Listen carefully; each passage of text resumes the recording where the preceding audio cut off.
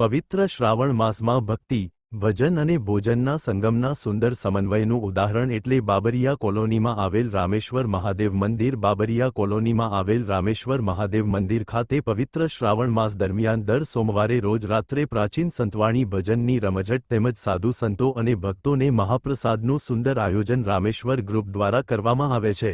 આ સંતવાણીમાં પ્રાચીન ભજનોનો આનંદ લઈને ભાવિક ભક્તજનો ખૂબ જ ધન્યતા અનુભવે છે. અહેવાલ ગિરિરાજસિંહ રાણા.